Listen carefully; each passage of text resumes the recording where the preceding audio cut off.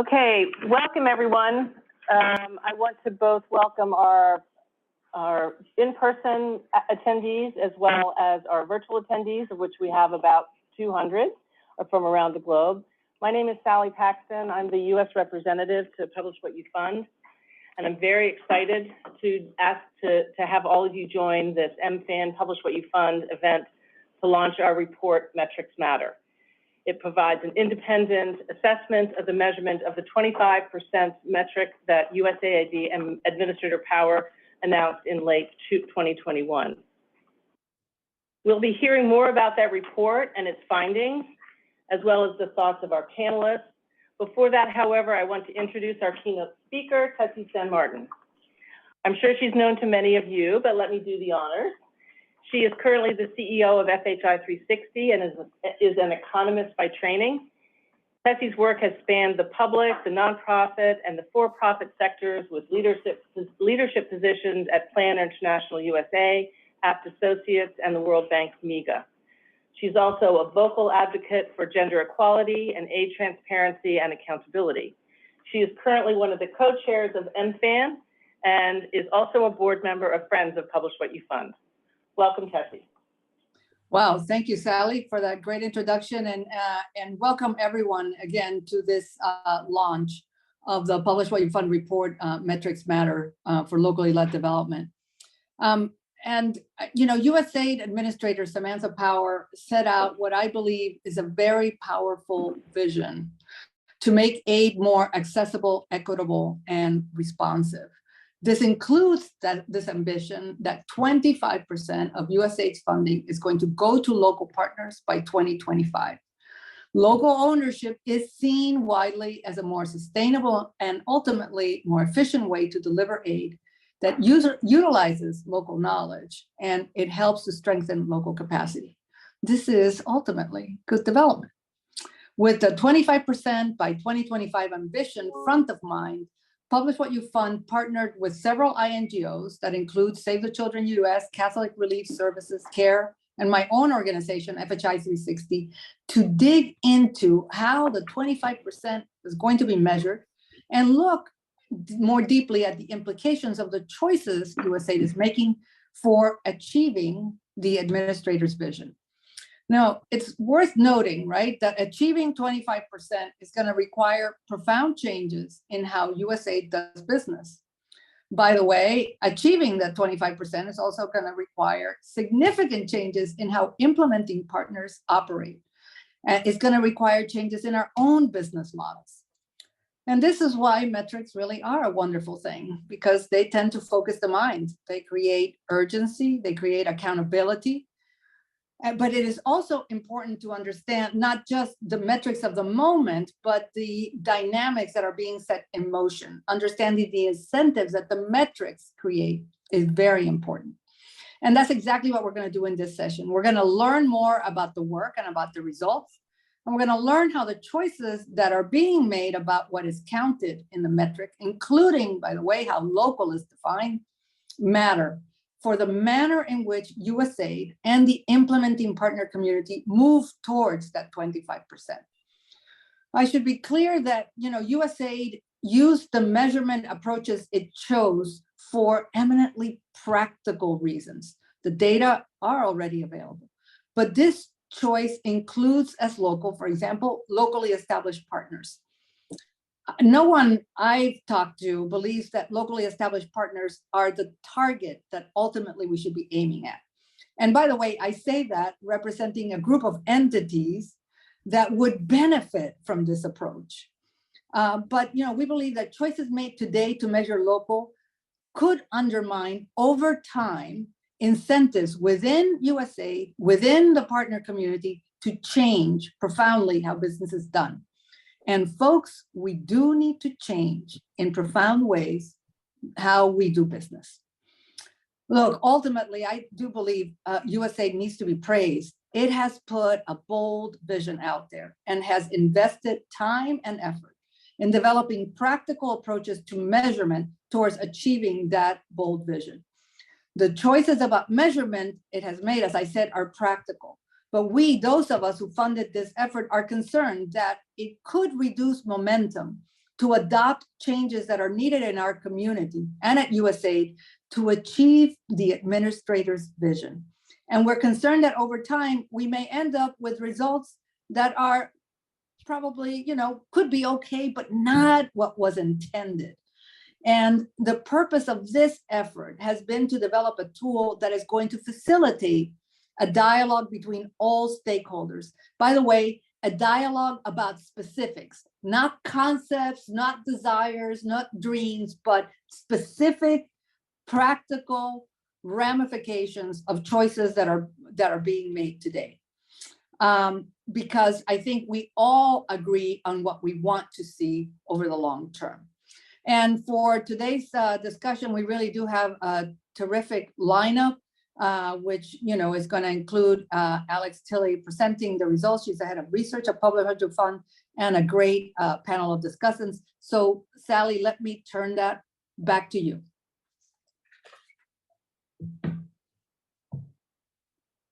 Thanks, Tessie. Thanks for those remarks. I think they've done a great job to set the scene for our discussion today. Before we get to the discussion, I'm going to introduce Alex Tilley, Head of Research for Publish What You Fund, who led the research on the paper we are launching today. But before I turn it over to Alex, I just want to thank the other organizations who have supported this work, both with their advice, we got a lot of, and financial support. CARE USA, Catholic Relief Services, FHI 360, Global Communities, NKO Strategies, Oxfam America, and Save the Children US. And I also want to thank MFAN and Todd for co-hosting this event and supporting our work. For supporting materials, we have published a summary document that I think those of you in the room have in front of you, this light blue one, as well as a longer document that digs into the details, the methodology, how we chose the 10 countries, all of the details that hopefully you'd ever want to know, as well as a dashboard that allows everyone to pick their own definition of local and see how that affects direct funding levels. These documents are available on Publish What You Fund's website. And for those of you with the hard copy in the room, there's even a QR code on the front which allows full access to the report and to the dashboard. Alex, over to you to present the report. Thank you, Sally. I'm just going to share my slides, so bear with me a second. And just to say, we'll post these slides also on our website because it's a little hard to read them all, but so everybody will have those available. Go ahead, Alex. Yeah, great. Okay, thank you, Sally. So as Sally said, I'm Alex Tilley. I'm the head of research at Publish What You Fund, and I'm going to present the research into USAID's local funding that we carried out over the last few months. So we found that the research approach has been particularly important for this piece of work. So for the majority of the time, I'm going to talk about the process we went through to reach our results. And at the end, I'll end with a short presentation of the findings. So as Tessie mentioned, there were two key localization pledges included in Administrator Samantha Power's new vision for global development. 25% of assistance will go directly to local partners by 2025. And by 2030, local communities will have a leading role in 50% of USAID assistance. These targets were welcomed by the international development community. Local delivery of aid is strongly supported as a way to make aid more responsive, efficient, and sustainable, while also helping to strengthen local capacity. To support these initiatives, at Publish What You Fund, we decided to use our expertise in aid data to establish an independent baseline and look into the way the target will be tracked. So since the details of the 50% locally led target, the second of these two targets, since the details are still being worked out, for now, we've just focused on the 25% local partner funding target. So to carry out our analysis, we used USAID's transparency data that they publish in the International Aid Transparency Initiative standard. This data includes all of USAID's spending transactions, as well as details of the partner organizations that receive USAID funds. So we took a sample of USAID's data from 10 countries. We chose countries that include humanitarian and PEPFAR spend. The humanitarian sector has been pushing strongly for greater localization through the Grand Bargain, and PEPFAR has been a localization leader for US foreign assistance. So we wanted to make sure that both of those were covered. We also looked for countries with mid to high funding amounts and covered each of USAID's regions. So Sub-Saharan Africa, South and Central Asia, the Western Hemisphere, Europe and Eurasia, and the Middle East and North Africa. And you can see all 10 of the countries listed here. And for these countries, we looked at all of USAID's disbursements in the time period from 2019 to 2021, so a 3-year time period. So in order to calculate the percentage of funds going to local partners, we needed to divide the amount of funding going to local organizations by the total funding pool to get the percentage. To get our baseline figure for the target, we looked into these two variables. So firstly, the denominator, we needed to establish which funding streams will be included in the measure. That's the total funding amount. And I'll talk about how we calibrated this shortly. Secondly, we needed to identify which partners and what funding will count as local. That's the numerator in the equation. There's an ongoing debate around which organizations should count as local partners, and several definitions have been put forward by organizations such as NEAR, represented on the panel today by the other Alex, and by USAID itself in its ADS 303 directive. So variables that are included in these definitions include where the organization is headquartered, if it's in the US or in the aid recipient country, who the organization is staffed and governed by, whether these are nationals of the recipient country or non-nationals, and whether the organization is a subsidiary of an international company or NGO. So these are complicated issues, and several of the registration questions we received asked specifically how we were going to identify local organizations. So to answer that, we looked at two approaches to identifying local organizations, USAID's approach and our own approach. So firstly, USAID's approach. So while USAID has a detailed definition of local organization, that's the ADS, the definition included in the ADS 303 directive, its approach to measurement is different and misses some important features. So USAID is using its contract management and procurement data to measure progress towards the target. This doesn't include several of the characteristics that are included in the ADS 303 definition. So USAID will identify organizations as local when they're headquartered and incorporated in the recipient country, either managed and governed by nationals of the recipient country or by non-nationals, and organizations that are working subnationally, nationally, regionally, or internationally. So this doesn't include local nationality requirements on staff and boards of organizations, and it doesn't exclude locally established partners of international companies or NGOs, which is something that Tessie mentioned in her introduction. So next I'll talk about the publish what you fund approach. So for our approach, we carried out secondary research on all of the USAID partner organizations in our sample. And we labeled each organization with 13 different characteristics. And these characteristics can then be mixed and matched depending on the definition and approach being followed. This meant that we could use a more detailed approach that excludes subsidiaries of international organizations or brands, and excludes organizations that are not managed and governed by nationals of the recipient countries. Obviously, there are other features and nuances that could be included here, and we do not claim that our approach is the only way of looking at this. We do note, however, that some of the more nuanced criteria that could be added would only make a marginal difference to the overall results. These nuances are, of course, important for including or excluding particular organizations and for the dynamic incentives that they create around future funding for those organizations. So next, I'm going to talk about the denominator. So we looked at the funding flows that the 25% target will apply to. So this chart shows all of the funding flows reported by USAID to our 10 sample countries across the 3 years we looked at. The size of the boxes correspond to the size of the flows, and these are identified using standard aid reporting codes. So the different colors of the boxes here correspond to different types of aid. The gray area is project funding to various entity types. The blue area is government-to-government budget support, and this is actually all going to Jordan. In this case, that was the only one of our 10 sample countries that receives budget support. And the other colored areas in the bottom right are mainly USAID administrative and personnel costs, so overheads.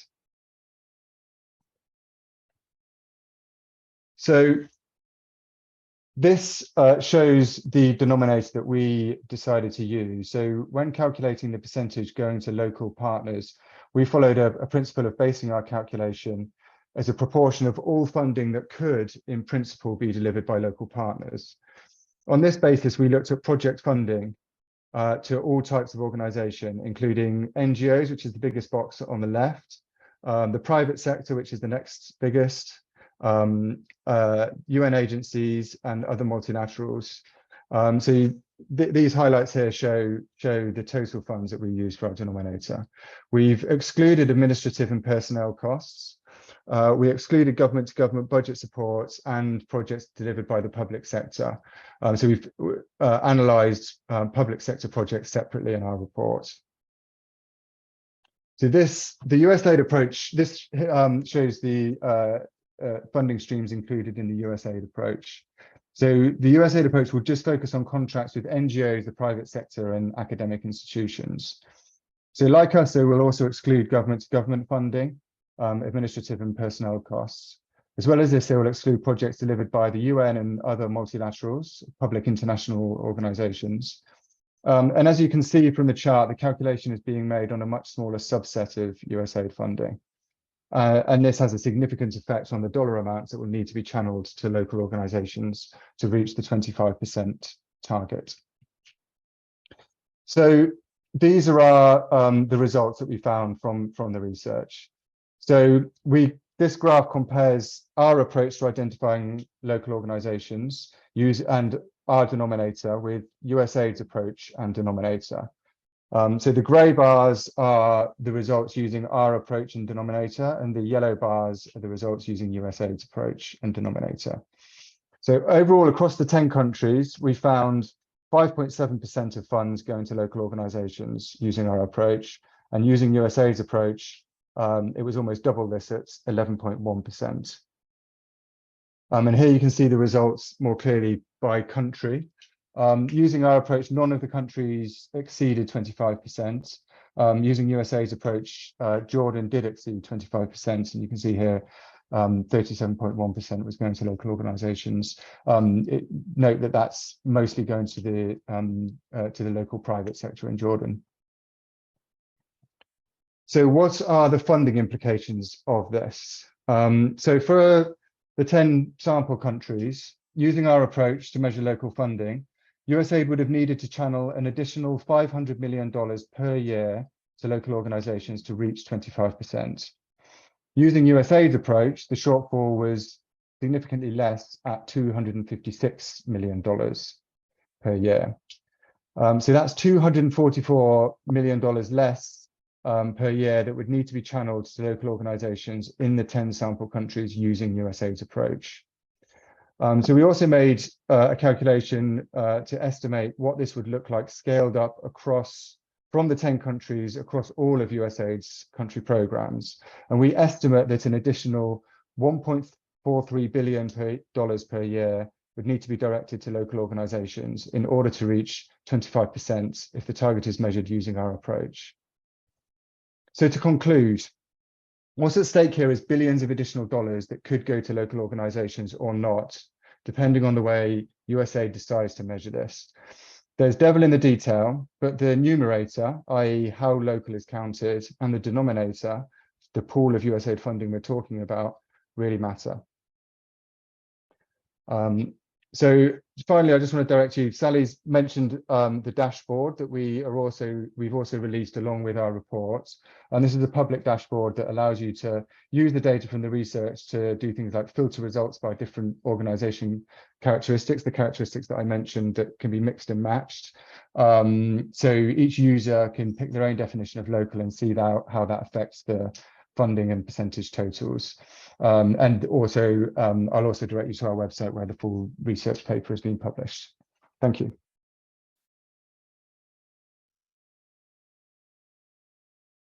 Great. Thank you, Alex. Before I turn to our panel of experts, which I'm very excited about, let me just preview the rest of our program. We have 2 rounds of questions from our 4 panelists. And after that, we'll turn to the Q&A both in the room. There's a Q&A box on the Zoom link. Some people have submitted questions through registration, so we'll try to get to as many of those as possible. Todd is going to help me monitor the Q&A on the Zoom room so that we can reach everybody as much as possible. And for those of you on social media, our hashtag for this event is #MetricsMatter. So let's turn to our panel, and we're going to start with Denise. Our first panelist is Denise Nembarete, who's the founder and executive director of Nweti, a nonprofit organization based in Maputo, Mozambique. She is also a member of our MFAN working group. She works tirelessly for transparency and accountability, and in 2021 received the Anti-Corruption Champion Award from U.S. Department of State. Welcome, Denise. To start off, Denise, tell us a bit about your organization, Nweti. What is its mission? How does it work? Specifically, what is its relationship with the U.S. government, including with PEPFAR and USAID? And how is there a difference in approach to localization between those 2 agencies? So over to you, Denise. Thank you, Sally. Thank you so much. Nweti supports Mozambique to accelerate progress towards achieving its commitments and contribute to key priorities towards equitable and universal access to health. So our mission is basically to contribute to improving the health status of Mozambicans through different kinds of interventions that guarantee social and behavioral change at individual, community, structure levels, but also promote access to universal, equitable, and quality public health services. So we also address and work on policy at policy level. So one of our pillars of the interventions is to provide community-based health services. And it is in this capacity that we partner with USAID and PEPFAR to deliver programs on HIV/AIDS, on OVC, the DREAMS program. So our cooperative agreement is actually with USAID to implement PEPFAR funded programs. But we also have cooperative agreements to implement USAID-only funded programs. On your question about the difference, and I'll speak as an IP, as an implementing partner, I think there are fundamental differences on the approach to localization between the 2.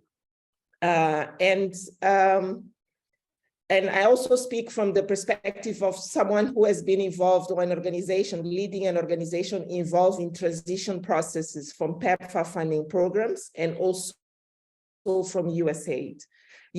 By transition, I mean programs implemented by international NGOs whose resources and beneficiaries are transitioned to a local NGO in the middle of the program implementation period. And we have received 2 OVC programs from 2 NGOs, namely FHI 360 and World Education, and a PEPFAR, and 1 transition of family planning program from Pathfinder and the USAID funding. So the PEPFAR transition seems to be very fast. We have to hit the ground running, and I think we have to adjust as we go. We only had 3 months to receive. PEPFAR principle is that beneficiaries should not be, we should not stop providing services to beneficiaries. So we have to run with the services in the transition from the international NGOs to local. So that meant for us moving from 3 implementing districts to 17 districts in 3 months. And we received funding and increased resources and targets in a short period of time. So we did cope and manage to keep high performance as the INGO had. But I believe the risk of affecting performance is much higher with the way PEPFAR has been implementing the transition from INGO to local organizations. With USAID, the process seems to be much smoother. In our case, the family program will be transitioned from Pathfinder to WAIT in year 3 of the 5 years implementation period. So we have 3 years to learn to develop our family planning program capacity. There will be a transition of resources, targets, but overall transition of tools and knowledge, which we don't see in the transition of PEPFAR. So the NGOs, the international NGOs, have taken time to develop this knowledge, to develop resources with PEPFAR and USAID funding. And these resources, this knowledge should also be transitioned to local NGOs so that we don't spend time to reinvent the wheel. So it might be also that USAID needs to move faster with the transition of the programs to local organizations in order to meet the 25% mark by 2025. Back to you, Sally. Thanks, Denise. It sounds like a very fast growth pattern. Let me just ask one other question. Your organization has served as both a prime and a subcontractor. You have a number of donors, not just USAID and PEPFAR, but what is the difference and how does it affect your work and importantly, your results, whether you are a prime or a subcontractor? How has it changed the outcomes that you have been part of delivering? It does matter, Sally. There is a huge difference. As a sub-grant, we receive the timelines of the implementation and we deliver the program. We are responsible for implementing the program in certain geographies and in certain aspects of the program. So we don't have actually access to the vision of the whole program. Our level of commitment towards the program is reduced, as well as our concern for accountability. Another important aspect as sub-grantee is that we don't have access to the program design, to the strategies, and all the other USAID, let's call key performance documents that they require. I think this is key when we are speaking about growth of local organizations. We need to have access to the program design space. We need to be part of the strategic thinking space. We need to understand the strategic design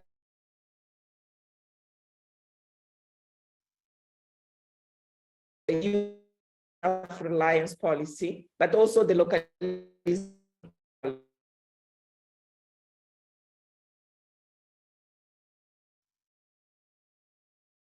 Hey, Denise, you're breaking up a little bit. Maybe we'll let your internet take a break. I will next go to Megan Armistead, sitting next to me, who's the Senior Research and Policy Advisor at Catholic Relief Services. Megan has worked for many years on localization, both from the development and from the humanitarian assistance front, both here and around the world. Your focus has been on strengthening organizational capacities and helping to scale civil society leadership. So thank you, Megan, for joining us. CRS works all over the world and is familiar to many of us, but share with us a bit about CRS's mission, why it's so supportive of the localization movement in terms of development and humanitarian funding. And as Tessie alluded to in her opening, some might wonder whether this is in fact against the financial interests of CRS, so why would you take this position? Sure, thanks, Sally, and thanks so much to everyone for being here and for having me. I think CRS, all of our work is really rooted in our institutional values. And those institutional values are rooted in our Catholic social teaching, which in particular, I want to lift up solidarity and subsidiarity. Subsidiarity being the idea that those closest to a problem are best positioned to lead in finding the solution. And so with that idea, with that commitment to solidarity and subsidiarity, you know, when we think about institutional interests, I think we're trying to think about institutional values. And if we know, as many have already said here, that locally led development, locally led humanitarian response, and advancing locally led development helps bring about more effective, more sustainable development solutions, then working to advance localization is really in support of our mission and in support of an expression of those institutional values. Now, this might mean changing the way we work. It might mean being in different roles, but but at the core, I think really we're all here to be focused on development and humanitarian impact. And so I think if we really are serious about that, we have to support an investment and the support in advancing locally led solutions. Great. As we've been talking, USAID has set this funding goal of 25% by 2025. We're talking today about this metric and importantly, how it should be measured. Mm-hmm. Why is the measurement important? Are we talking about just a technical difference of opinion, or will the impact be much broader? Yeah, I think that's a good question. And I think to a lot of people who are coming into the space, it can feel really wonky or really technical, but it does really matter. And I think if we start from the premise that funding and money is not the end all, it's not the only part of the movement for more locally led development humanitarian response, but it is really important, right? Like accessing the ability for local organizations to access resources, the resources that they need to lead in their mission. Then we have to know where that funding is. We have to have a clear, consistent, honest way to look at what the baseline is, how much is going currently, and then to be able to track and follow progress as it's being made. And so it can feel super technical, but things like how we're defining local, what the pool is from the bottom part of that equation that Alex showed too, those are really important as we lay the foundation for the change and the transformation of the whole aid system as we've been talking about it. Great, thanks, Megan. Mm-hmm. We're now going to turn back to our Zoom screen and welcome Alice Maison. She's the Senior Advocacy Advisor for the Network for Empowered Aid Response, or NEAR, as we all know it. She joins us from Nairobi, where she works for a number of organizations, including acting as an advisor on trade to France and as the Managing Director of the Empowerment Factory. Welcome, Alex. Thank you so much. Can you Great hear to me? have you. Yes, we can hear you. Great. So you are the Senior Advocacy Advisor for NEAR. NEAR's vision statement is, quote, a world where local communities have the resources and agency to address the challenges that impact them. So tell us a bit about NEAR. How does it work? How does it work to achieve this vision? And what is NEAR's relationship with USAID and other donors? What is your role in this process? Thank you so much, Sally. And thank you so much to the previous speakers to already sort of unearth, I think, some of the critical elements. So NEAR is, we are a network of local and national NGOs from the Global South, and exclusively from the Global South. In that sense, we have created an exclusive club. So the network was basically, the network was, is rooted actually in the injustice of the system. And I think that's really how this network came together. Global South leaders figuring out in the lead up of the World Humanitarian Forum that there were guests at the table. They didn't really have a voice on their own. And that therefore having their point put across and being listened to was much more difficult, and depending also on the goodwill, and there were lots of goodwill, right? But the goodwill of other actors.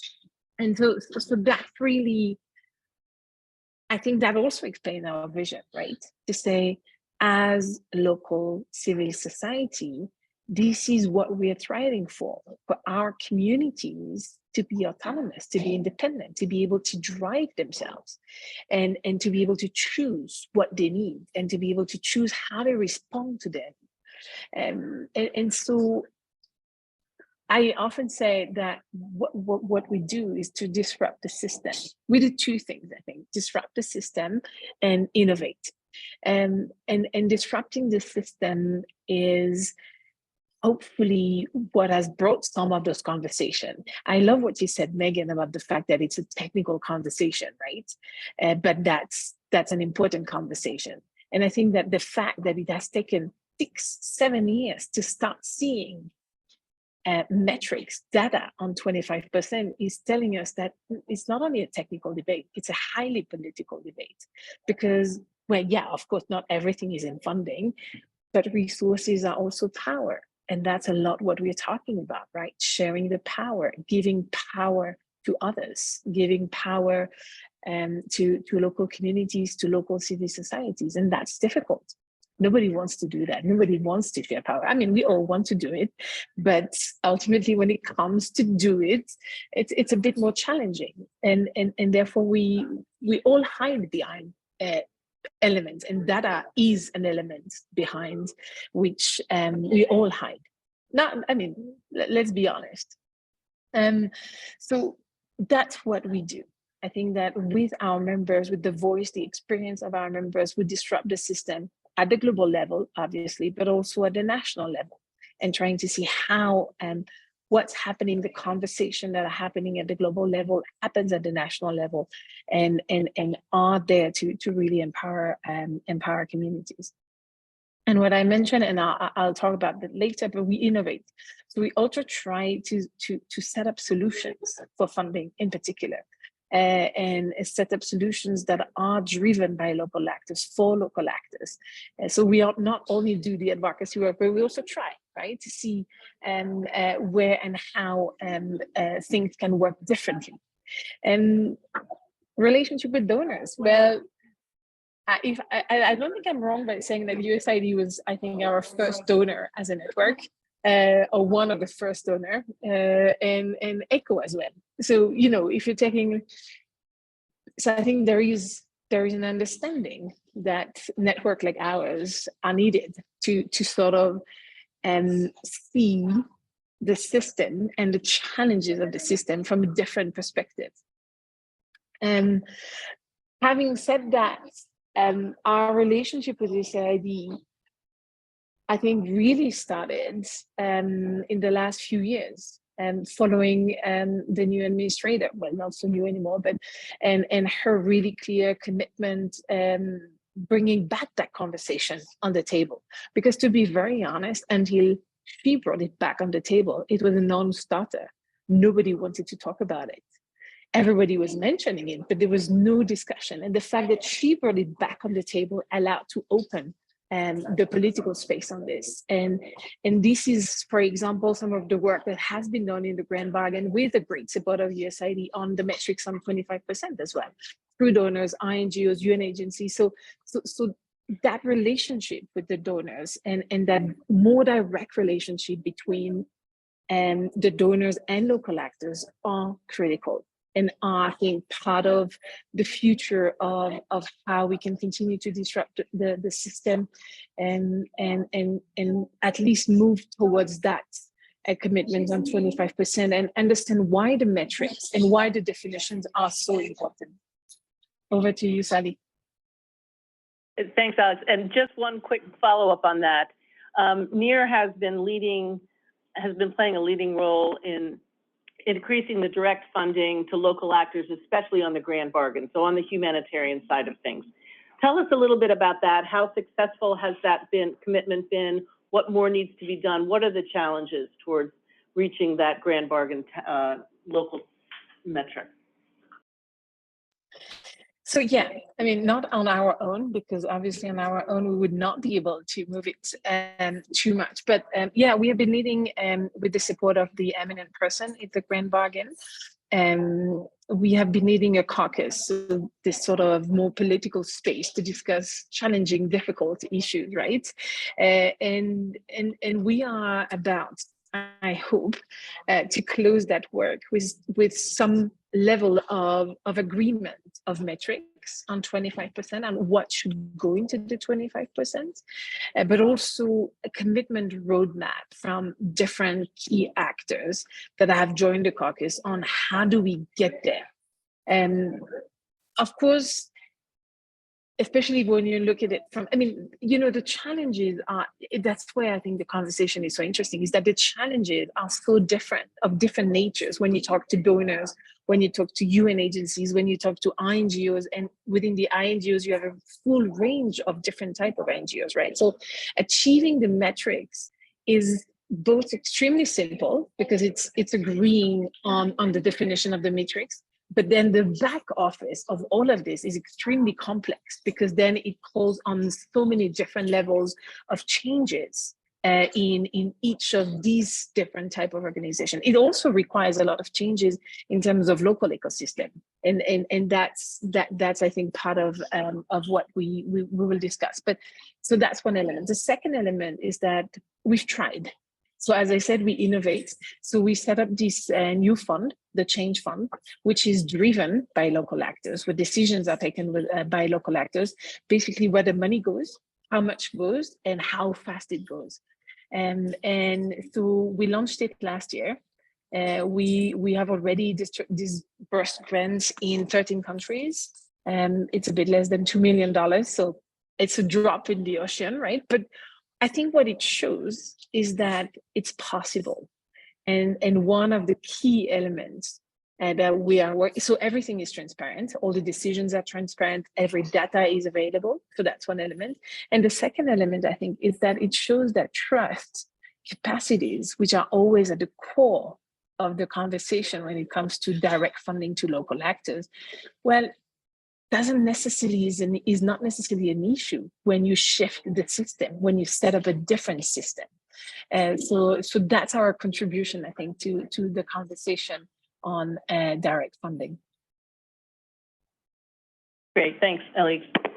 Okay, now back to the room. Adam? Adam Phillips is the Executive Director of Local Faith and Transformative Partnerships Hub in the Bureau for Development, Democracy, and Innovation at USAID. So we really appreciate you being here. You also lead USAID's Center for Faith-Based and Neighborhood Partnerships, which is part of the White House Interagency Faith-Based and Neighborhood Partnership efforts. Prior to your work with the administration, Adam has worked as a pastor and has led multi-faith mobilization efforts with One, Bread for the World, World Vision, and others. So I really appreciate you taking the time to come and talk with us. But before I get into the questions, I just wanted to say that we have worked very collaboratively with USAID on this research over the past almost year. We've shared drafts, we've had many discussions. So I just want to say thank you to your colleagues at USAID for the collaborative, constructive discussion that we've had, even though we might ultimately not quite agree. So first of all, Adam, your title suggests responsibility for quite a bit at USAID. Maybe you want to tell us about your remit and what you're trying to accomplish. Thanks, Sally. It's great to be here. And just as a point of personal privilege, 2 years ago at 5 a.m. in Portland, Oregon, in my basement, I was sworn in. And so it feels like it's a nice moment to reflect on all that we were facing 2 years ago, as well as all that we've had to tackle in terms of the larger global needs and concerns. So it's been a privilege to serve.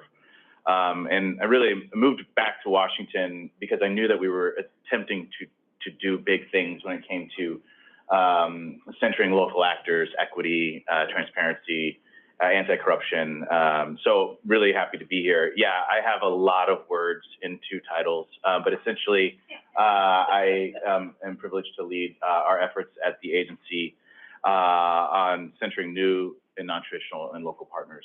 So in the LIFT Hub, we find ourselves with the Local Works program, the NPI, New Partnership Initiative, our cooperative development programming, our faith-based and neighborhood partnership center, which, as you mentioned, has an interagency piece working closely with the White House, State Department to advance our diplomatic and humanitarian work around the world. But also, you know, our OSHA programming, which predates the agency, which is definitely non-traditional in ways, but also centering local leaders in other ways. I also get to lead with our colleagues in the M Bureau, PPL, as well as the front office, our locally led agenda, our localization efforts. We've been working hard the last year to establish a system that achieves transparency, starting from the administration's launch of localization back in November 2021, and continuing on a really trying to lean in and go forward.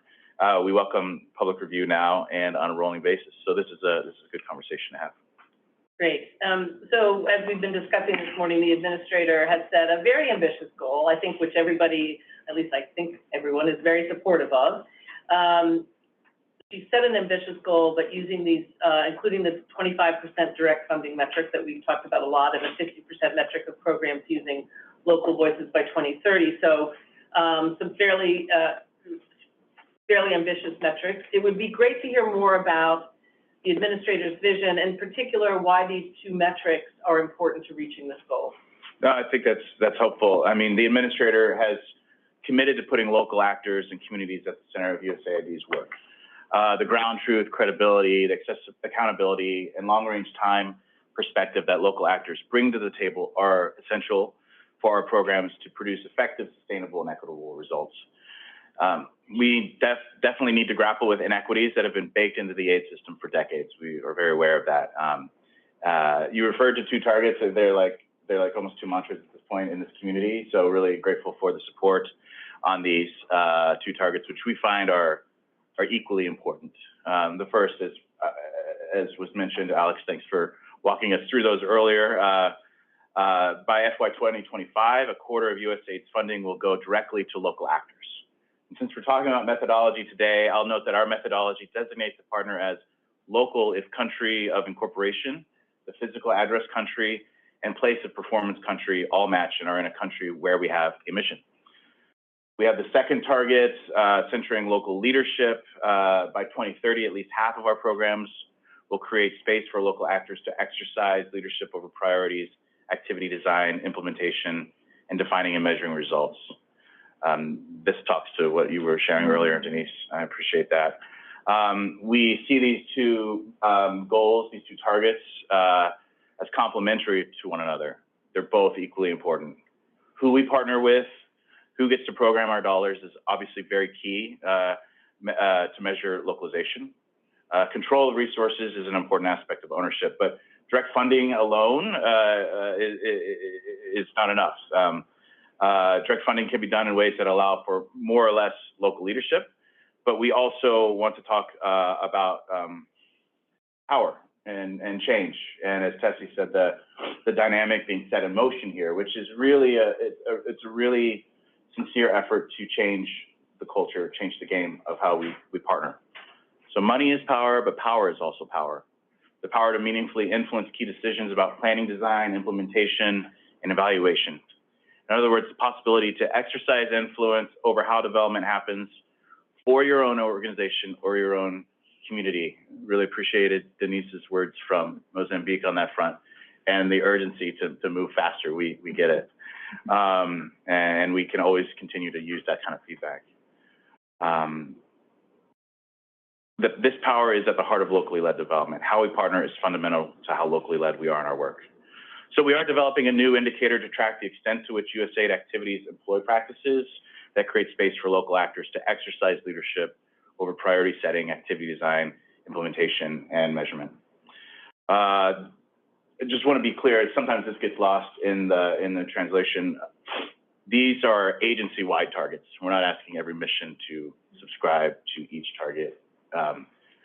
Context matters. You talked about subsidiarity, right? Context matters. So for some missions, the majority of their partners will be local, and they're moving us forward in many ways. Others have fewer opportunities for direct partnership, at least in the short term, because of restrictive operating environments, the capacity and appetite of local organizations to manage U.S. government funding, mission capacity, and other factors. But taking a step back, while these indicators are an important part of how we track and motivate progress toward our localization goals, they don't represent the full universe of USAID's localization efforts. So just to wrap up this question, this first question here, there are also organizational change processes that we're undertaking to help underpin our progress. These are hard steps, and they're very new. They haven't been part of past USAID efforts to expand engagement with local actors, but they are based on hard-earned wisdom and lessons from past. Thinking about our new acquisitions and assistance strategy, just cleared few days ago. We hope to share that very soon. Our new risk appetite statement, of course, our local capacity strengthening policy, which my office had the privilege of leading on, and our Bureau for Public Policy and Learning, which is starting the process of integrating localization into strategic planning and mid-course stock-taking exercises. These are all indicators that focus on inputs. We do think that these ways of working will create more space for leadership and ownership by local actors, and that this in turn will contribute to longer-term, more sustained outcomes. Finally, more fundamentally, there are limits to indicators, even the best indicators. Metrics capture what is quantifiable and reportable, but not all of what it will take to expand and improve our work with local actors will fit into a metric. We're talking about systems and culture change. We're talking about better understanding local systems and our role within them. We're talking about how we come to the table as partners, how we listen to the expertise and experiences of local actors, how we practice our commitment to equity. That's why feedback from this community gathered online, community that's not at this table, can help us do our level best to see this through to the light of day. So, over to you. Great. Thanks, Adam. We're going to start round two. We're going to go back in reverse order, but just a reminder that we will have time for Q&A both in the room, online. The Q&A Zoom box is open and active and monitored by Todd. So, so Adam, just back to you now. I want to give you an opportunity to reflect on the research paper and the research results we presented today, including the approach that USAID has elected to use to measure the 25%. I mean, it's got its ADF 303, but it's chosen kind of a different way to measure that 25%. Do you think the concerns that have been raised here have validity? What is USAID's perspective on the findings here? And how important, for example, is getting a really credible baseline measurement? How important is that towards counting the 25%? Thank you for the research and the work. I'd also be remiss to not mention our gratitude to NEAR, who a couple of Decembers ago with that letter, I think 1,300 signatories, really helped us focus in our thinking. And so these are all learning moments as we progress towards these goals. I mean, we appreciate the urge for transparency and that our baseline should be a presumption in favor of openness. So to that, we agree, of course. I also think Publish What Your Funds analysis is important in underscoring how many ways there are to measure something that on the surface seems like it would be very straightforward, but if I've learned anything in 2 years, none of this is straightforward. The methodology USAID used to track direct local funding under local solutions in the Obama administration initiative, which was to do more local awards, as many of you around this table remember, was different from the methodology we're using now. Even some missions have their own additional ways of tracking funding data for planning and management purposes. So looking at figures like the total number of partnerships with local entities, regardless of size, or looking forward at the total expected value of a local grant agreement over its life cycle are considered. So we acknowledge that there are very different ways of trying to measure localization, and it's helpful to understand each. So for our methodology, maybe I could share a little bit about how we've tackled that approach. Our methodology for direct local funding recognizes that the concept of what it means to be local is complex and often contextually nuanced. We know that our indicator is a proxy for local partnership. Our goal was to come up with as good a proxy as possible while minimizing the reporting burden on staff and local partners and using automated systems to the maximum extent possible. If our administrator is committed to localization reform work, she's also very committed to burden reduction, we call burden busting. And so though we have, we continue to drill as deeply as possible. We also recognize that for something as contextual and nuanced as being locally led or responsive or accountable to a local community, any single definition will come with errors of inclusion or exclusion. So in some ways, the more narrowly we define our criteria, the closer we get to USAID determining who is and who isn't representative of our account or our to a local community, which in the spirit of localization, it seems like it's not our determination to make. Still, we welcome other ideas of how to measure direct local funding to supplement our approach. So in terms of our methodology, it implies USAID's level of ambition. I would like to note that we are using the same methodology that was used to create the FY 2021 baseline of 7%. You may recall that the administrator at Georgetown cited something around 6%, but we made some tweaks to our data and systems to pull more accurate data, and this led to a slight upward revision.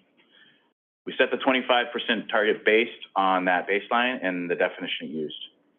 Getting to 25% from that baseline, use a consistent methodology, represents more than tripling of funding going to local actors in a 4-year period. It's a tremendously ambitious goal. It's ambitious by any measure, but especially considering that past efforts on this front have proven this to be a very, very stubborn target to move. So to meet this ambition, we're going to have to keep doing the work, but we've got a ways to go. We acknowledge that. We are making progress.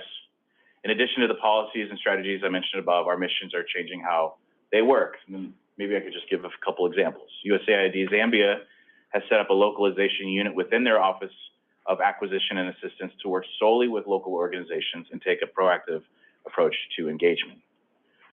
Our missions in Northern Central America have ramped up their efforts to reach out to potential new local partners, including through targeted outreach in English, Spanish, and local indigenous languages. I saw this firsthand when I was in Honduras and Guatemala a couple Decembers ago. A number of our missions have hired localization advisors and established localization-focused working groups. As an example, USAID Nigeria built localization into their CDCS and created a cross-sectional localization working group. USAID Nigeria also bought into multiple new partnership initiative mechanisms to channel hundreds of millions of dollars through awards to new and local partners. And this is a very challenging security environment at times, right? So the mission currently has 16 awards to local partners with a value of $538 million. We're looking at last mile translation efforts, which are a top priority for us, so that we can get the local actors at the table to be in these funding translations. And we're looking for more flexibility. We're expanding co-creation and other collaborative efforts. So just last fiscal year, more than 35% of all new awards to local and international partners included collaborative efforts. We're learning a lot, but in the end, what we're trying to do with the localization is figure out how to do better development. And we appreciate the partnership that it entails, and we appreciate pushing us. Okay, and in the spirit of pushing you, I'd be remiss if I didn't take the opportunity. You mentioned the 7% figure that you put out in December. Is that something that you can make publicly available? So we are currently in the process this month of looking at our data and seeing where we are in progress, and we hope to share more soon. So maybe. Okay. All right. Alex, I'm going to come back to you. If NEAR is to reach its vision, what is it that donors, especially USAID, including USAID, not just especially, what do they need to do in terms of not only funding, but broader locally led, but in a broader sense in terms of locally led development? And one issue in particular that is often raised as a barrier to not doing more locally led development is the capacity of local actors. That comes up repeatedly. How do you respond to that? We usually respond by changing the narrative and shifting a bit the way things are looked at, right? I think there are two ways to look at it. One way, which is to talk about what is missing, right? And then in this case, then you talk about capacity building. And that seems really transactional, and that often really resonates as we need those capacities to deliver that specific project, so let's build it, right? That's one way, and that's, I think, what the system is doing. And then we have another way, which is what are we trying to achieve? Coming back to our vision, right? Communities that have agencies and that are able to decide for themselves.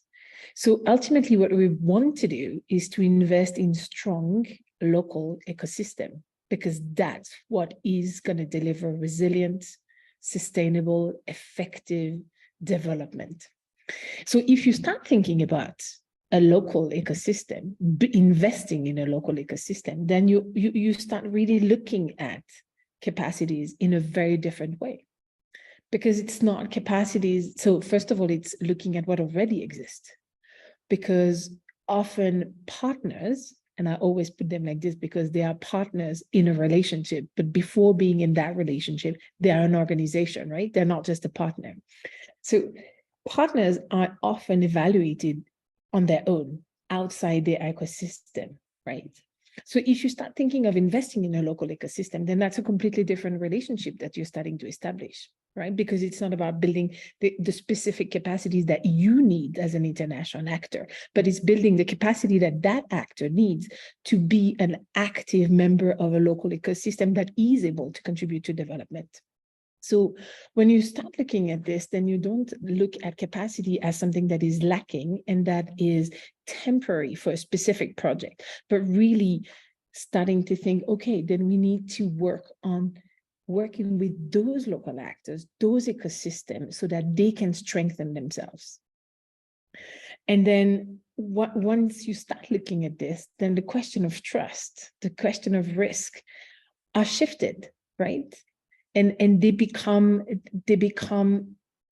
become the burden of the end recipient, but they become then a conversation that is based on a very different paradigm. And so this is where, and I was saying that earlier, but this is where, well, disrupting the system is important because you can bring those conversations, but also this is where conversations and engagement between local actors and donors directly are important, because I think this is also how donors realize where their investments are needed. And it's not, so one thing that I didn't mention, but that I really want to mention, it's not to demonize anyone. It's not to say that local actors are more important. It's just to say that when we are talking about 25% of funding, we are obviously not only talking about funding. And there was a question about this. Are we only talking about funding in the Q&A, or are we talking about other elements? And of course, we are talking about other elements. And Mr. Phillips mentioned that, right? That we don't want only to focus on that metrics, but to be able to build that as part of the system, we need the other actors. We need international actors. It's not that they should disappear. It's just that what becomes their role, when their role is to help build those local ecosystem, and it's not anymore to be to work with sub-grantees or sub-grantees to deliver their priorities, but that their role as international actors, our international intermediaries, start to be completely fundamentally different, where their role is to support the investment in local ecosystem, and that donors start to understand what they need to request from international intermediaries, but also what are the needs of such local ecosystem. So you see, then you start inversing the conversation from what are the decisions and the priorities of donors to what are the needs of communities, and how do we feed that back into defining priorities. Over. Great, thank you. Denise, I'm going to come back to you. I'm hoping you're still with us. One of the things that Alex talked about in the report is in the funding pool of money that USAID is using to calculate the 25%. It excludes money to UN agencies and other multilateral organizations. From your perspective, Denise, how important is that funding stream or projects that run through UN agencies, run through multilaterals? How important is that to organizations like yours that be counted as part of the 25%? Sally, I think it is very important. USAID does not operate in a silo in a country. It operates in a context with other donors. And these donors also need to start thinking about directing a portion of their funding to local organizations so that capacity is built across programs and geographies. So I think we can't have capacity building built only to USAID implementing partners. It has to be an approach that goes beyond USAID direct funding. UN, for example, relies a lot more on international experts, international procurement. The mindset of the UN family remains highly centralized and dependent on international consultants to develop programs. If we think that USAID is one of the bigger donors, of the UN agencies, of the Global Fund and other multilateral agencies, then these agencies need to be advised. I think USAID needs to start a conversation with these multilaterals and the UN to also start considering funding more and more to local organizations, so that we have this ecosystem, of local CSO, local organizations that Alex was speaking about, to grow in the countries. So I think it's very important, Sally. Great, thanks, Denise. And one other follow-up. You had mentioned that in some of the transition work with USAID, sometimes it was going perhaps a little slower than you thought necessary. You've got USAID here. What else do you think it can do to embed localization? What can USAID do differently to achieve the goal I think we're all supportive of? I think in many cases, as part of the localization agenda, international NGOs are integrated in local NGOs cooperative agreements, has sub-grants to build capacity of local organizations. And this can take up to 30% of the budget of the local organizations, as we have seen in some cases, at least here in Mozambique. I think this percentage cannot be counted as part of the local NGO portion in the calculation of the 25%, as this amount returns back to US through the INGO. So I think there's a little bit more to the calculation of the portion that goes to the local NGOs, especially when they have international NGOs providing capacity building up to 30% of, consuming up to 30% of their budget. Another aspect is that I think that financial and human resources need to be placed within USA agencies. I understand some countries have this resolved already, like Adam was giving the example of Nigeria, but I don't think it's in all the countries. So I think that is a process that needs to be sped up as part of the localization agenda. And as we know, the localization agenda goes beyond funding local entities. It does include placing sufficient and appropriate staff for the agencies. There is an aspect of empowering local leadership and voice throughout the agencies, program design, implementation, and evaluation. There is also the need to integrate vertical programming in country systems and align with national planning.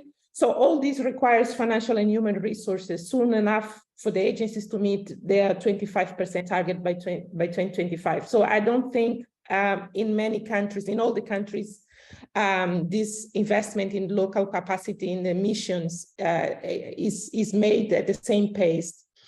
Another aspect is that the localization roadmap needs to be shared with local entities on a regular basis. Local entities need to be included in the conversation so that this local organization can position themselves to better access funding and understand the vision that USAID has for development in the global south. And finally, and this is very particular to the countries where we see civil society space shrinking. I think USAID needs to start bilateral conversation with governments about the increase of local funding to local organizations and their role as development entities. In many African countries, NGO space is under threat. Governments are silencing local NGOs and complaining about donor funding going through local NGOs. So CSO space is shrinking, and with the increased capacity of local organizations and increased financial resources to local organizations, governments will become even more unhappy with the level of funding. And in many African countries, they might close NGO space to operate as we have seen recently in Zimbabwe, in Ethiopia, in Rwanda, and now we are seeing in Mozambique. So I think bilateral conversations around the space of NGOs to contribute to development needs also to be brought to the conversation with the USAID. Back to you, Sally. Over to you, and then we're going to open this up for Q&A. As Adam mentioned, USAID's 25% goal is a global goal for right now, with the announced intention to set mission goals going forward and sometime in the future. How important is that step, and what needs to be included in those mission level goals? Thanks, Sally. Yeah, I think that one of the most exciting parts of this research, as we were reviewing it, was the inclusion of country level data.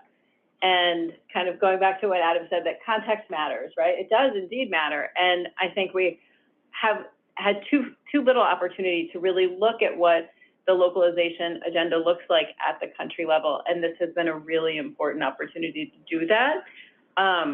When we talk about localization, too often the conversation is about localization sort of at the aggregate. But when we really have the opportunity to look at country level information, have transparency at that country level, it provides an opportunity to all the development and humanitarian stakeholders, whether they're government, donor, international, local organization, to see, you know, where there's been progress, where there could be progress, and where there should be perhaps more progress, and really helps to advance the overall goal of that that vision that we've been talking about so much today. And just to say that it also strengthens the point that a lot of my co-panelists have mentioned, and how Tessie opened, that getting these metrics right, having a really accurate picture of what we're talking about in terms of funding, absolutely recognizing that funding is not the only thing, but that it's an important piece, but having a good sense of where funding is, where we want it to be, and how we're getting there is really a crucial part of that vision. And I think, you know, if it's not there, it can really undermine that vision. And also one of the things that I think Tessie mentioned, also it can incentivize behavior that can really also impede progress. So I think the more data, the better. The more granular, the better. It helps us do development better, and it helps us advance this this vision for a more locally owned and locally led future. Great, thank you, Megan. We're going to disperse mics around the room. So I think we're going to start with the audience here. Please identify yourself and your organization. Please make your comments or questions really short so that we can get to as many questions as possible. We're going to hand out mics now that work, but if there's, you can take that. So the first question is coming from George, and then all the way at the end. Should be turned on. I'm George Ingram at the Brookings Institution. And one of the things that's been missing for me in the conversation on localization is what is the role of international expertise? And I'd really like to hear just a word, a sentence from Denise, Alex, and Alex got into this a little bit. And Elma, what are you looking for in international engagement, international expertise? Megan, what does CRS look like in 10 years? What's the big change? And Adam, what does AID look like? Does it look more like the cooperative agreements? And are its requests for proposals less prescriptive? Okay, that was lots of questions. One framework. Okay.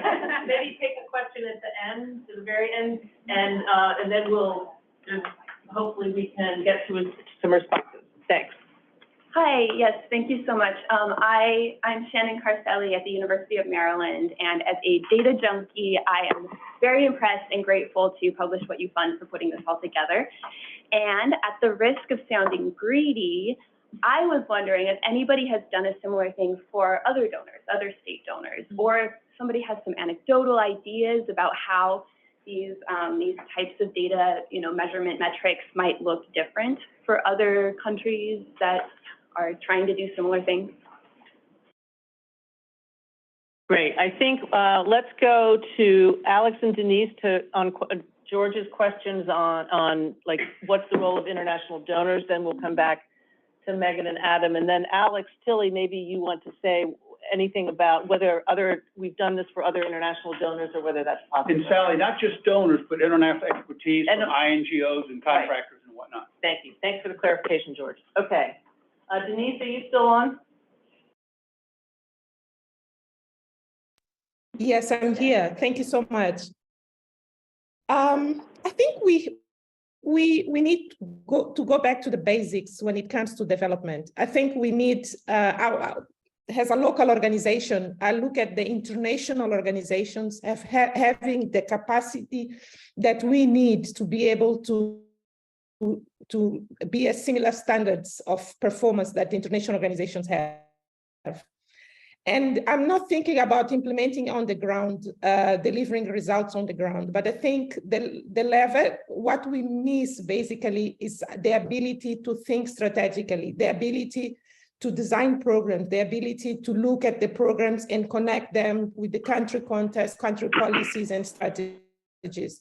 I think these need to be, that can only be developed if we are sitting at the same table with those who have the decisions, who have the power to make the decisions about design and program development. And I think the INGOs have conquered this space along the donors, close to donors, and they're part of the design processes of programs for development countries.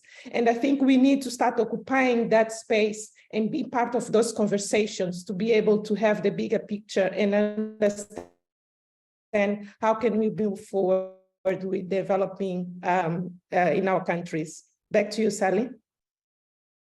Great. Alex, your comments? Yeah, on that's a really good question. I would echo some of the elements that Denise mentioned in terms of the functions that exist in international actors, where local actors have not been able, mostly because of resources constrained, to develop those capacities. Being in terms of program development, looking at other solutions that have existed in other programming in their country, in different countries, in different communities, but that would be scalable, that would be interesting. So that's one element. The second element, I think, is to be clear that international actors are not going to disappear, right? So what is their role then? And I think their role as intermediaries is to really accompany local actors. So not direct them on how they want them to work, but to accompany them in terms of all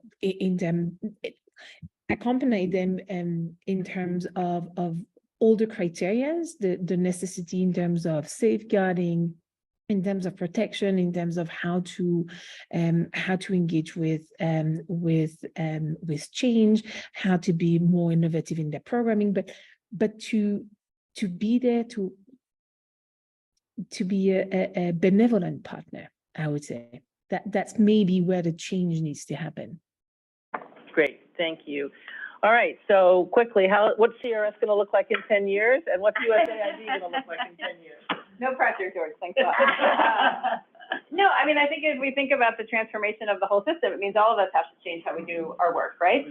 And kind of, currently I think about an organization like CRS, we work with about 1,500 local partners a year. And I hope that, moving forward, we have more and stronger partnerships. That partnership is really at the root of everything that we do. And as I think about how we will change, I think that we are called to really listen more and to really double down on what Alex was saying about accompaniment. So I imagine CRS, like a lot of INGOs, will probably move more into deepening our work as connector, facilitator, technical assistance provider, all of those ways kind of in the more, deeper, more complex partnerships with local actors.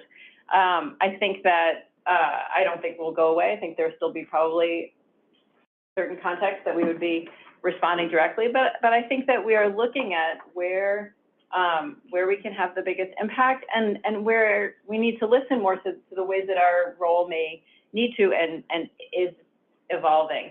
And just to kind of loop back to Sally's first question, you know, I think that INGOs are called to really reflect on our commitment to solidarity and to our mission to serve or to work towards addressing poverty and injustice. And that mission is not does not require a certain kind of institution. It really requires a commitment to that mission. And so I think if we're open to really focusing on that mission, how we evolve and how we do that should be an expression of those values. Oh, thanks, George, for the question. I think it's hard to think about what 10 years looks like, but it's a good question. I mean, where will Central America Locale, which is off to a great start, where will that be in terms of that part of the world in 10 years? Where will our Africa leadership, Africa localization initiative work that we're looking to roll out in this coming year, where will that be? In a way, we're 60 plus years into being an agency for international development. The administrators also challenge us to be a truly agency of inclusive development. So I think the proof will be in if we've done our level best to make sure local actors, local leaders are included in this work. It's really getting back to the roots of who we are. In some ways too, I think our workforce is really eager to lean in on this. We have 800 plus in our community of practice around the agency that are thinking about this day in and day out. We're looking to expand both our foreign service and our career service. We're looking to also not just expand our foreign service national capacity, but strengthen their ability to lead on this in country. So I think we're on a good pace for 10 years, but history will help us do that.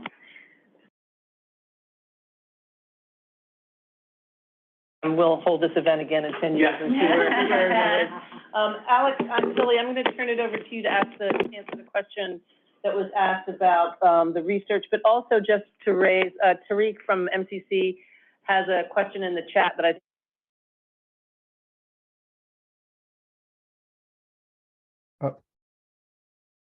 U.S. Agencies, or does the dashboard only work for USAID? So if you can just comment on those, and then we might have room for one or two. So Alex, over to you. Sure. Okay, thanks. And thanks for the two questions about other international donors and about other US agencies. So one of the other things that we do at Publish What You Fund is we publish the Aid Transparency Index, which ranks donors according to the quality of their transparency data, so the data that they're publishing in the International Aid Transparency Initiative standard. And that's the data that we use for this research. What we've seen in recent years is that data has become usable and it has reached a standard of quality that means that we can use it for this type of research. So any big institutional donors or other organizations that are publishing that IIT data, we could use, we could replicate the research for them. So, but what it depends on is really demand for whether there's demand to do this type of research. So obviously in the case of USAID, because of the target that was set, the specific target that was set, that was kind of what spurred us to do this piece of research. As other big institutional donors start to follow similar initiatives or set targets themselves, would we definitely be able to replicate the research for them as well. In the case of other US agencies, so in terms of US agencies that publish data in the IATI standard, we also have the State Department, MCC, PEPFAR. So those agencies we could also replicate the research for using their transparency data. And just the sort of final thing I'd say is that one of the other products that came out of doing this research was a database of implementing organizations that we mapped these characteristics on. So whether they were, who they're governed by, where they're located, where they're incorporated, where their offices are, and so on. And so that database, we can continue to build on that and use that database for the research. And the more of this research that we do, the bigger and more comprehensive that database will be.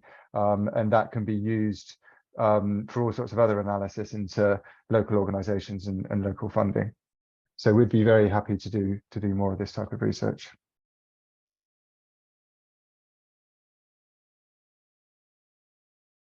If there is one. Nora, I saw your hand first, so you get to go first.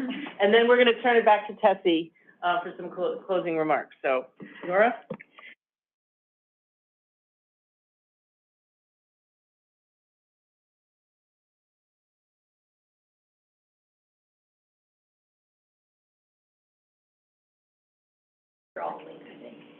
Yes. Could folks hear what I said originally? Do I need to repeat it? Okay, I repeat it. Okay. Yeah. So first of all, thank you to all of the speakers for your very insightful remarks.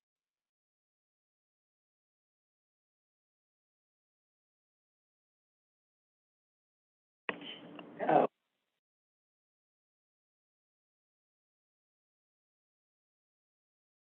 The third time. But my question actually is about a toxic element of the partnership that can happen between INGOs and local actors, a practice that is sometimes called risk dumping, where local international actors can pass on the most severe risks, particularly in conflict-affected and fragile states, and in places with closed civic space, to the local actors. So the local actors bear most of that risk, or a disproportionate level of that risk. And my question is, in a more partnership based on solidarity, and how should international actors think about risk in these closed civic spaces or in these conflict-affected and fragile states? Denise, your comment about closing civic space is what brought this to mind. So I would love your thoughts about the element of risk and how international actors can be in solidarity with their local partners around risk. Thank you. Thanks. I think, Denise, if you have any thoughts on that, that'd be great. Thank you for the question. I think international NGOs have the expertise to demonstrate the impact or the relevance of local organizations in humanitarian assistance, but also in monitoring governance. And I think international NGOs could position themselves as partners of the governments in these countries where the civil society space is shrinking, to protect civil society organizations and protect their ability to reach more in humanitarian assistance, but also other the kind of development programs. What we see now, unfortunately, in the case of Mozambique, where we are discussing a new law of associations, which impacts local organizations and international organizations. Unfortunately, the international organizations are quiet.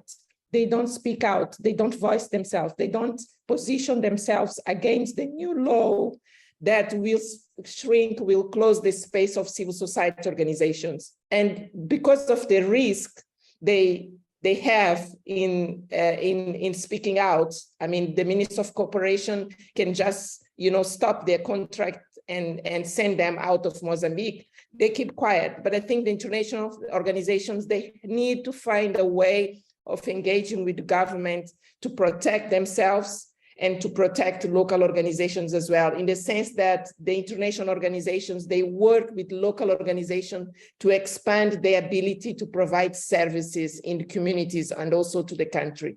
So we have to find a way that can accommodate international organizations doing advocacy in countries in the Global South, but also position themselves loud in favor of against the shrinking space of civil society.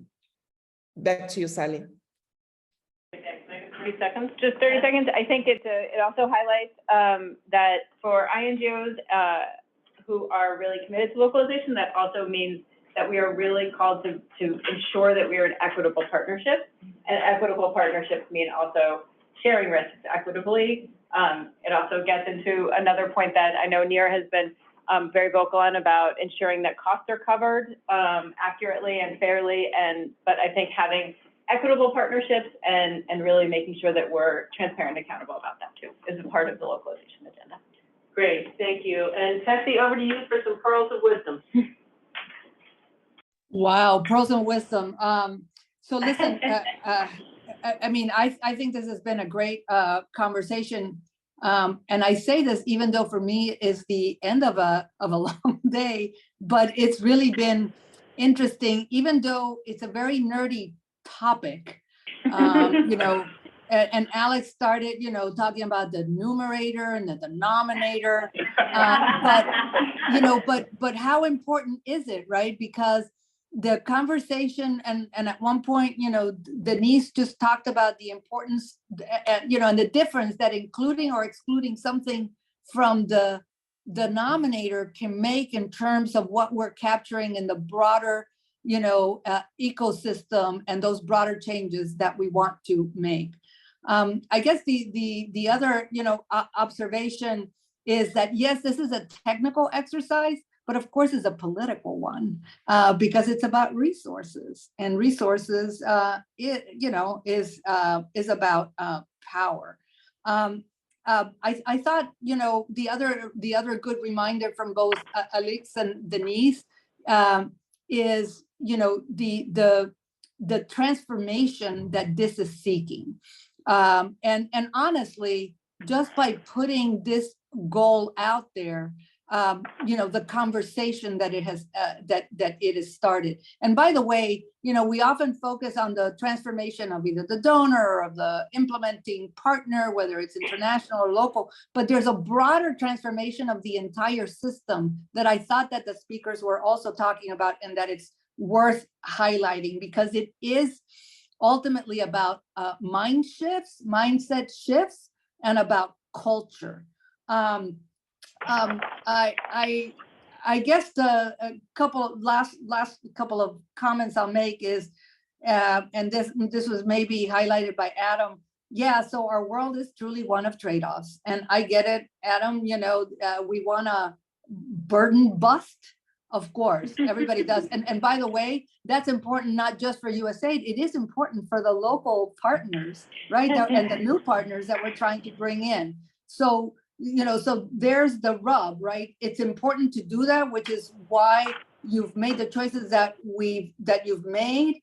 But there's that other element of what's included there. And I thought, you know, both Alex and Denise were, you know, quite clear and articulate about the urgency of moving forward quickly on this.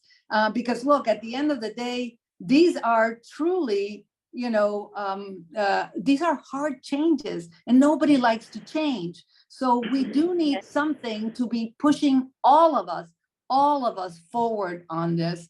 And we don't get to forget, we don't get to put our heads down and say, this too shall pass. This is why I think this, you know, I think we all think that this exercise matters. I take your point, Adam, that it's good to see that these conversations are starting with the mission in the missions, you know, new partners, new ways of doing business, but we got to maintain the momentum. And because it's hard, you know, it is a constant chore. The last thing I'll say, and George, I appreciate you raising this. I thought your question, you know, prompted, and I'll end here. Yeah, you know, I know that Administrator Green always talked about how, you know, this is all about working ourselves out of a job. It's not. We're also collectively, all of us, working ourselves into new jobs. Figuring out what those new jobs are is the collective responsibility of everyone. And by the way, Denise, to your last point, I think it's an important reminder that INGOs working overseas, we're not just standing in the sidelines. I mean, there are important advocacy efforts, you know, around civil society and creating that safe space that also need to be taken up. So I think I'm just gonna leave it there. Really appreciate all of the commentary and the engagement. And so thank you all very much. Sally, back to you. Okay, thank you, Tessie, as always, putting things in perspective and summing it up quite nicely. I just want to close by saying thank you again to our supporters. We couldn't have done this work without you. Thanks to Tessie and the panelists. Thanks to MFAN, including Todd and Karen, who worked really tirelessly on this. Thanks to Les and the DGR group. You guys have been great in terms of hosting. And also a personal thanks to George, who really got this whole process started. I want to thank you for gathering everybody together, putting your hand out for us, and just want to say thank you to you as well. So thanks to everybody.